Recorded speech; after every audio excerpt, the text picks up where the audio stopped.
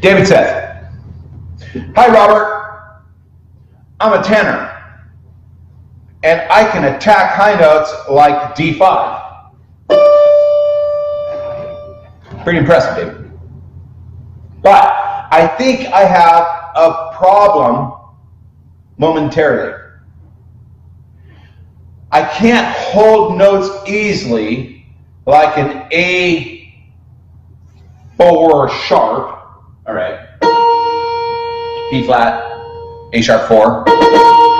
So David can sing the D5, but he has a problem on the note below to be B flat or A sharp.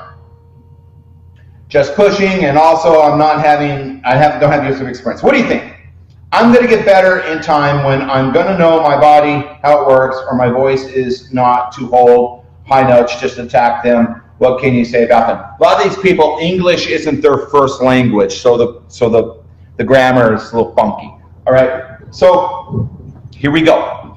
David, the question in the question is this.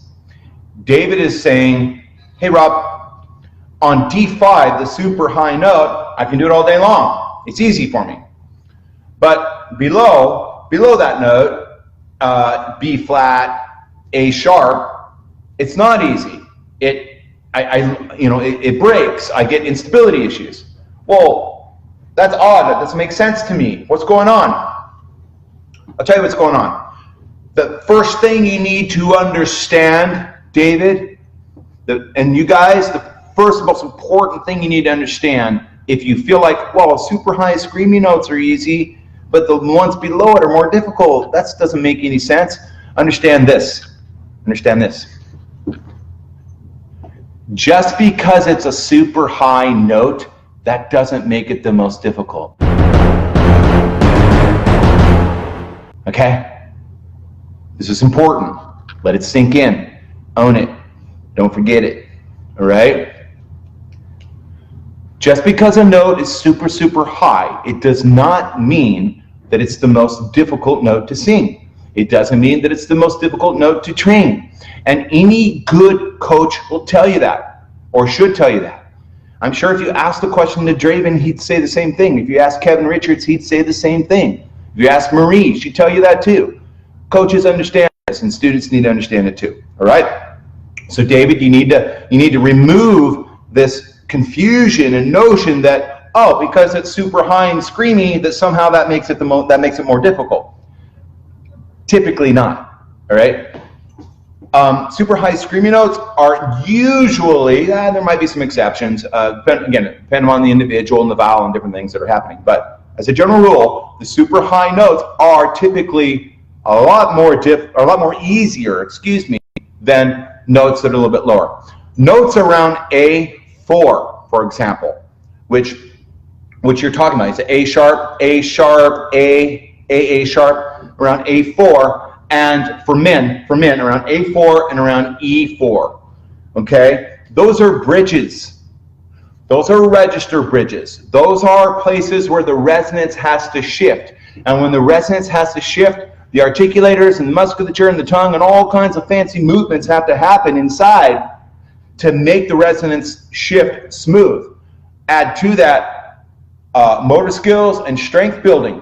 You have to train, all right, to build stability around E4 and A4. So the reason A4 is more difficult for you than the D5 is because at D5, there isn't a major formant shift. There isn't a major registration. You've long already done it down at A4, and you're just like sort of going into whistle note land, all right? Which for you is a little bit easier. Anytime we have to bridge registration, we have to shift formants, okay? For men, namely around somewhere around E4 and A4, those are the most difficult spots. Okay, so that's totally normal. It's a completely normal experience, David. So what do you do about it?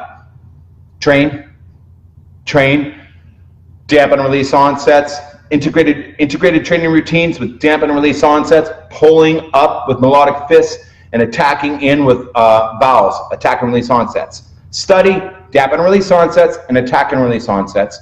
go out to the training page and scroll down to the integrated training routines, strength building routines, and I believe it's number 3.